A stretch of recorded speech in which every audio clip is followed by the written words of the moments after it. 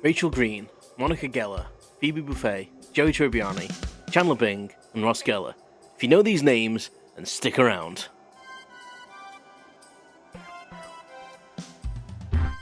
Hello and welcome to Infinite Prattle! Unscripted, unedited prattle on everything. Hosted by me, Stephen.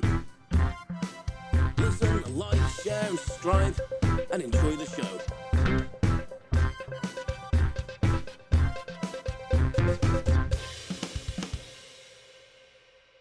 Hello, welcome to welcome to another episode of Infinite Prattle. Apparently I need to sort my teeth, tongue, and general mouth organ out. Mouth organ? God, it started already. Welcome. Thank you for joining me. I hope you're well. If it's your first time here, thank you for taking a chance on Infinite Prattle. My name's Stephen, and I just talk about anything that I feel like I want to talk about, if I'm honest. So, if you like it, fantastic. If you don't, try the next episode, or the next episode, or go back and check out some previous ones. So today, if you hadn't already worked out from the intro, I am going to be talking about this series of, the comedy series, Friends.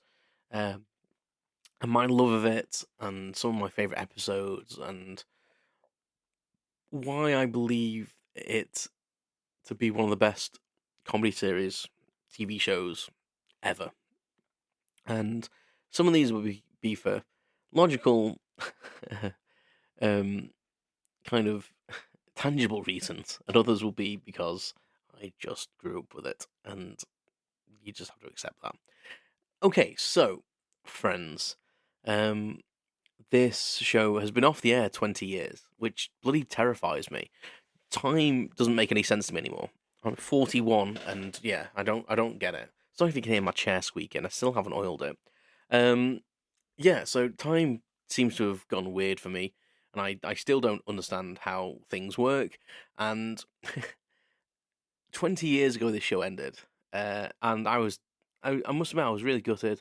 It was kind of like, it's always a double-edged sword, I think, when shows end. A bit like Frasier and Seinfeld and all that. I'd never really watched Seinfeld. Don't know why I use that as an example, but when things end, it's kind of like, maybe it's time, because how far can you take it before it starts to get stale? And we've done all the storylines, we've seen a lot of things that people can do, and the show has to kind of come to some sort of logical conclusion in the end. And other times, and sometimes at the same time, you're like, I don't want it to end. I've grown up with these characters. I've known these characters. I am these characters. And why are they having to leave my screen? Why are they having to leave my life? And I think, in the sense of Friends, that hasn't really happened. I don't think, in the sense that, especially in Britain, it's never really gone away. It's normally on some channel in the UK at some point, and yeah, it's a thing. It's always on. I own it on DVD. I have the entire collection on DVD. It's up in the loft because who watches DVDs anymore? And I also own the whole lot on digital media as well. So stupidly or not, I don't know whether that's going to be a stupid thing in the future, whether it just disappears. Um, yeah.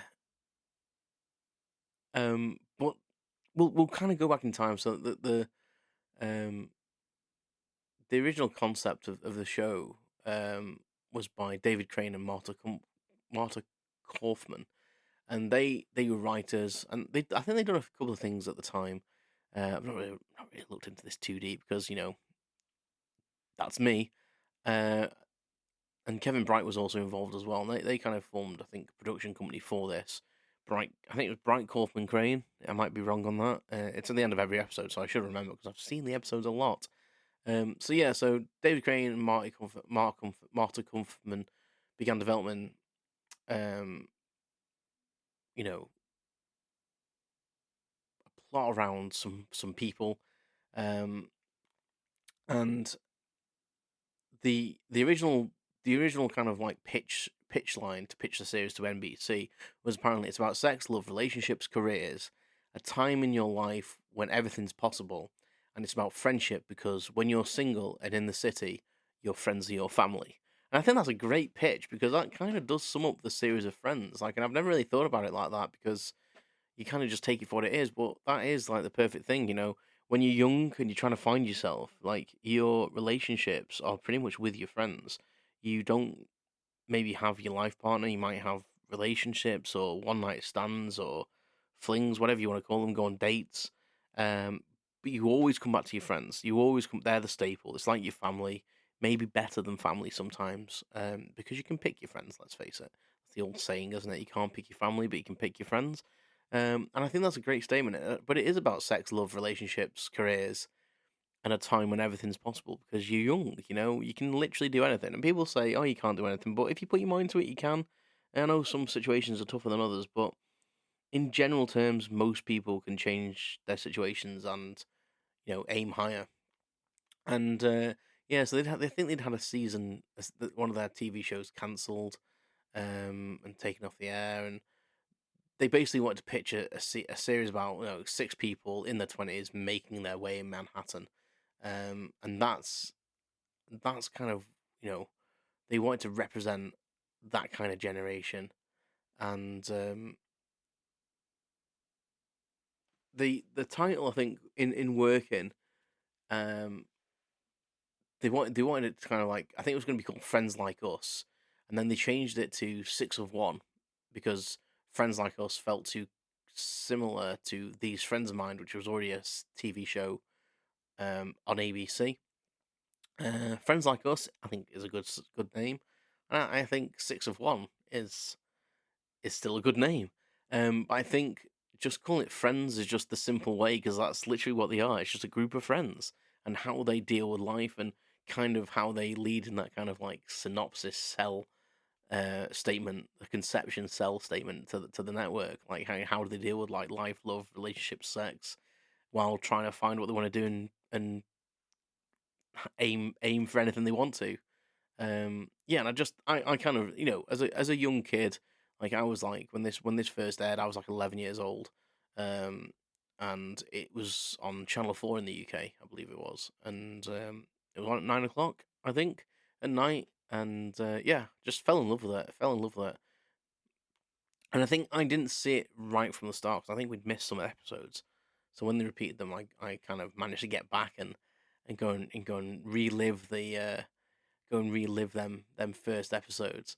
So yeah, so in the intro I said the character names, but obviously Rachel Green is played by Jennifer Aniston, Monica Geller is played by Courtney Cox, Phoebe Buffay is played by Lisa Kudrow, Joe Tribbiani, Matt LeBlanc, Ross Geller plays Dave. Ross Geller plays David Schwimmer. David Schwimmer plays Ross Geller, and Chandler Bing is played by the late, wonderful Matthew Perry, um, who only recently passed away. I think it was last year now. I think it was late last year, so I think he's passed away like just over a year now. And I was devastated to learn of his passing, like most people. Not just because of this show, but other stuff he's done. I was a massive fan of Studio 60 on the Sunset Strip, which I think I've mentioned on the podcast before, and that only did one season, but it was a great show, and he was fantastic in it. But yeah, I think the reason for me why the show is so successful, and it'll be the same for yourself probably, and people around the world, is because, and it probably reflects in the Six of One kind of working title of the series, is because even though they're six different people, three girls, three boys, they are they represent everyone. They represent like the whole of what we are as people. So in the very first episode, it's kind of established that Ross Geller is like, he's a doctor. He's got a doctorate. He's going through a divorce. He's got a good job. He's clever, but things still aren't working out for him. Matt LeBlanc is the dreamer. Joey Tribbiani, his character Joey Tribbiani is the dreamer. He's the actor. He kind of lives hand to mouth kind of thing, and he's aiming big, and he won't give up on his dream, which is again brilliant. Chandler Bing is kind of like the fell into a job, maybe isn't happy with it, but he goes every day and he just does it and he tries to do his best and he doesn't really complain, but he's a joker and that's how he compensates for things. He's obviously had stuff going on and that's the role he's fell into. Come to the big city and that's what he's fell into. Monica Geller, um, obviously Ross Geller's sister in the show. Um, from day dot, you kind of in the first series you show that she's like kind of overshadowed by Ross because he's got the doctorate and the older brother and firstborn, and they didn't think they could have children and all that. He was the medical marvel, as they say in an episode. And Courtney Cox obviously came along as the second child, which is like, oh, by then we've already had a baby. What it's nice to have a second, but you're not really the miracle that Ross was.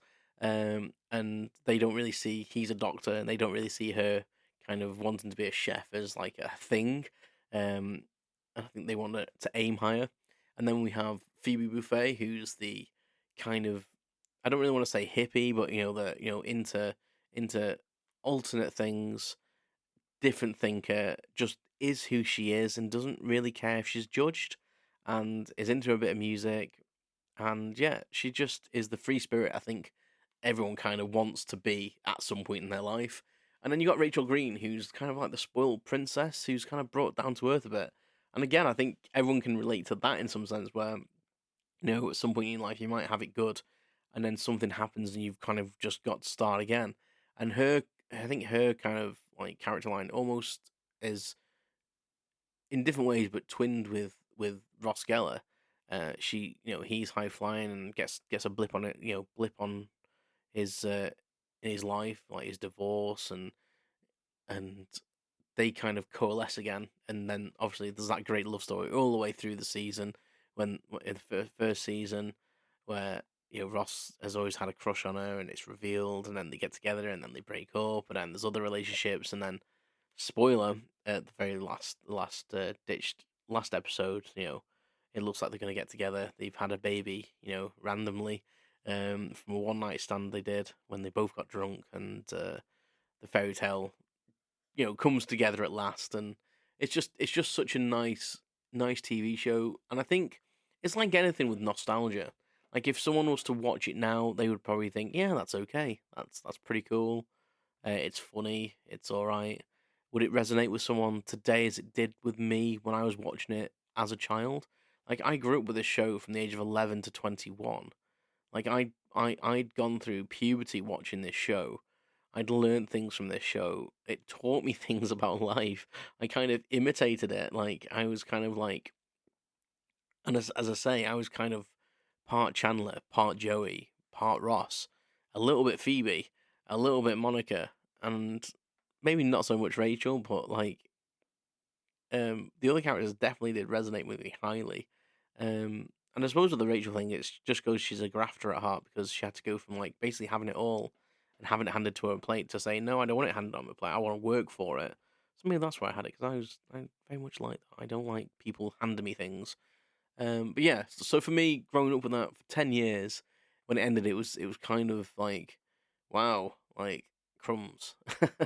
This is over. Like I've grown up with these people, and I think it's a thing that's a um when I go and watch it, it's pure nostalgia. Like watching a film from when you first see a film in your childhood, like The Goonies or Flight of the Navigator, or any of these films that if you showed a child now, they'd probably think they're okay, but they'd probably say, "Oh, well, it's not really believable. It's not really this, or the effects are rubbish, or why are they doing that?" Or you know, I don't know. It probably wouldn't gel with them the same as it would like my generation that was brought up on them. But it's the same with anything. It's the same with anything, isn't it? You have nostalgia for the thing that you kind of knew as a child, and this show definitely is that for me. Um, the way it ended, I think was nice. I think it tied it up well. It didn't close it off completely to ever restarting or having spin-offs, which indeed it did. It had Joey, which I can't remember. I think it went for like 2 seasons, which I didn't mind. It got slated by a lot of people, um, but I didn't mind. I can't remember if it had 2 seasons or one. I can't remember. Maybe I had more than that. I can't remember. I think I remember seeing a couple of seasons of it. To be honest, I'm not even sure. Let's have a look. Let's actually have a look. Let's click on here. So spin-off, Joey. There we go. So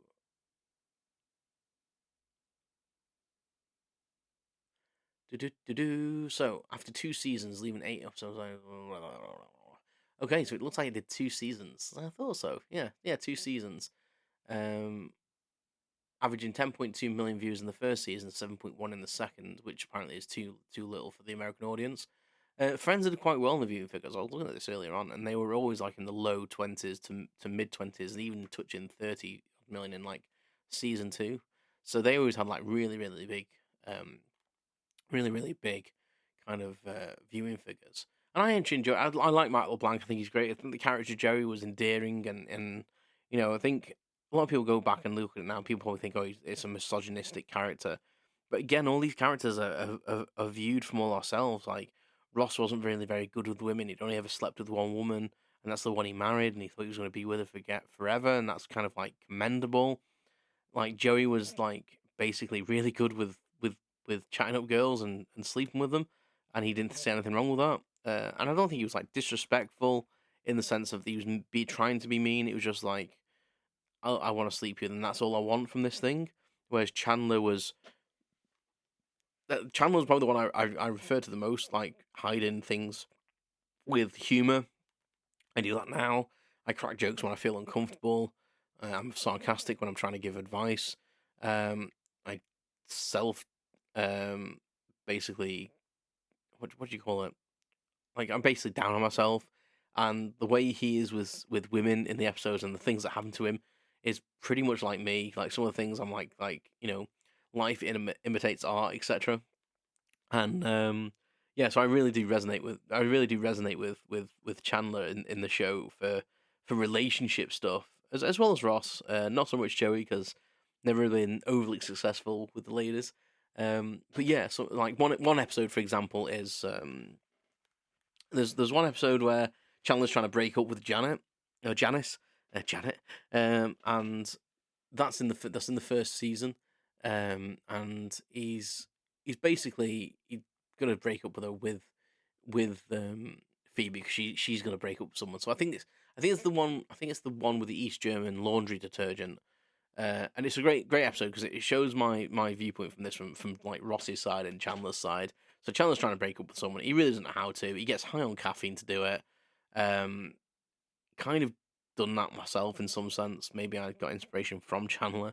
And then Ross is on a date doing laundry with Rachel, and the way he's acting, he's trying to be cool but not be cool. Trying to play it cool, but is failing. And he's trying to be sweet but trying to be manly at the same time. And he ends up like walking into one of the open doors of one of the washing machines. And it just reminds me of me being clumsy, and probably many men around the world can relate to that. Trying to be the cool guy to get the girl, and kind of failing. But for me, the one of the main episodes that I really relate to Chandler for my inner monologue as well is the one with the blackout, which is a couple of episodes later in season 1, episode 7 of season 1. And basically, there's a blackout in New York, and again from Ross and like Chandler's perspective, Ross is trying to get Rachel's attention, and some random guy turns up in the blackout who's Italian, and Ross is absolutely devastated when he sees them kissing because he's like, he can't even speak English. He's just suddenly appeared tonight, and I've been trying all these things, and I've decided to go for it tonight, and then that happened right before he tried to go for it. And that's happened to me, like with girls and stuff, like thinking about it far too much rather than just grabbing the bull by the horns and thinking, I'm just going to ask her out. And then Chandler was stuck. Chandler in that episode, Chandler stuck in an ATM vestibule, or is it an atrium? No, it's definitely a vestibule. That's the thing to fixate on. As you can tell, I've watched Friends quite a lot. So he's stuck in an ATM vestibule with Gillian Goodacre, who's apparently like a lingerie model. Being a British person, didn't really know that at the time. It's only when I got a bit older and I was actually like, is this like a person? I just thought it was a made up character, but apparently not. Apparently she was one of the first guest stars. I believe anyway, if my memory serves me correctly. But anyway, he's like trying to think, oh, I'm stuck in here, like I could like, make small talk and maybe even hit on her, trying to get a date and stuff, And just it's the inner monologue for me that really kills it because that's how my brain works. Like overthinking, ridiculous thoughts. Yeah, just cracks me up every time I watch that episode. Definitely go and see that. And if you've not watched Friends, why haven't you watched Friends? What the hell? Why? If you're listening to this, like you're probably thinking, what is this guy churning on about? But definitely go and watch it. I think it's worth it. I think it's just a great season. Um, every season's great. It's a great series. Every season's amazing. There are obviously some episodes that are not as funny as others. You get that. You always get that in series. There's always a couple of storylines going on in each episode.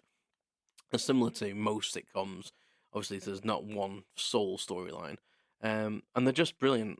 And each episode starts with the one with, so they all start with that. So like the one with a thumb, the one with the East German laundry detergent, the one with a blackout, and the one with a butt. These are all first season names, but they go through, and that's how they all start, which is funny as well. I think that's a kind of cool way to like name the episodes. Um, I could go on about this for ages, and we've already passed the 20-minute mark. So I'm just going to talk about the wages that the actors are on, because I think that's an interesting point. This goes to show, like, how much money the show generated, as well as you know, the impact of the show, and yeah, just how much of a good venture it was probably for the company at the time, Warner Brothers, to invest in this show, because it ran for 10 seasons, and then the first season, um, just to it basically explains on this website, which is Wikipedia, as we get all our information from nowadays. Um, so obviously it's all from Wikipedia. So in the original contracts for the first season, cast members were paid $22,500 per episode, which isn't too bad considering there's like 20 odd episodes in each season. That's not a bad paycheck, is it? When if someone said to me, "Do you want to?" I know it takes a few hours to, maybe a few days to film each episode, but to be paid 20 grand per episode is pretty bloody good. I mean, what is that? If there's like, 20, I think they go from like 22 to 24 episode in the season. So 22,500 times 24, yeah, it's like 500,000, just over 500,000. That's not bad, is it? And I know that's a lot of work, but the fame and the fortune that comes with it, you get offered films after that. I think Monica, Courtney Cox. See, you blur the lines between reality. Courtney Cox is probably the most well-known person on the show because she'd been in films before. Um, I don't think many of the cast had been in big things really, but Courtney Cox had been in. She'd been in the Bruce Springsteen video for "Dancing in the Dark," famously, but she'd been in Masters Universe, wasn't it, and something else. Was it Tango and Cash, or was that Terry Hatcher? That was Terry Hatcher, wasn't it? She was in another like buddy cop film where she played the person, and I can't think of it. Maybe Lethal Weapon. Anyway, she was a bit well known. But the wages go crazy because it says here that in the second season the range went from 20 to 40,000 per episode. Guessing depending on notoriety at that point. Negotiations for the third season was collective. The cast started collecting notifications despite Warner Bros. Preference for individual deals. The actors were given a salary deal of the least paid cast member. The stars were paid $75,000 per episode in season 3, $85,000 an episode in season 4, and $100,000 in season 5 per episode, $125,000 an episode in season 6, $750,000 an episode, and that's a massive increase in season 7 and 8, and $1 million per episode in seasons 9 and 10. I mean, I don't know if you added all that together how much money that is, but you're talking each of them probably made 50 mil out of this program. And then it also says that they also applied to receive syndication royalties at the beginning of 2000 after renegotiations, which was kind of like unheard of for someone. I think Jerry Seinfeld and Bill Cosby, according to this, were like kind of the only people that had kind of ownerships right like that. So that's obviously going to bring annual income in for them probably forever, which is amazing. Yeah, I think that speaks for itself of how popular the show was. And it says somewhere else in this that the show's made like 1.7 billion or something over time, and they're still making money now. Because I say in the UK, it's still played a lot, and I still stream it off Netflix, even though I own it on Apple. I think it is, but never mind. I'm gonna leave it there. I might come back and revisit this and go through some of my favorite episodes and character traits and stuff like that. It was just a nice little journey down memory lane for me today, just to have a bit of a chat about Friends and maybe introduce it to you if you've never heard of it or never watched it. Definitely go and watch it. It's brilliant. There's a lot of episodes to get through, but they'll fly. I've actually started watching them on Netflix again, actually, just because I put them on in the background when I'm doing things. I do this with films from my childhood as well, it's like Turtles and stuff like that. So if I'm doing stuff around the house, or I'm sitting making Lego, or I'm, just pottering around, I'll put them on in the background because I know them that well. I don't even have to watch them; I can listen to them, which I suppose is sad. I've watched these so many times. As you can tell, I can quote them quite well, and yeah, I'm not probably like the biggest fan that some people are, but yeah, it's a big thing in my life, and I have my friends' Lego sets just up and to my left, and they bring me much joy, and so does the show. And thank you to the creators of that show for releasing it to the world and having that inspiration and creativity to develop that show. It's brought me many happy times, and as I say, taught me some stuff too, for good or for bad. Anyway, I'm going to leave it there because I've been churning on for ages, prattling away. Thank you very much for listening to me. This has been Infinite Prattle. I've been Stephen, and remember, prattle on yourself. You've been listening to Infinite Prattle! Thanks for listening. If you liked this episode, go back and listen to some others. And please continue to listening. Your support is muchly appreciated. Please like, share, comment, and subscribe. And I'll speak to you all again soon. Take care.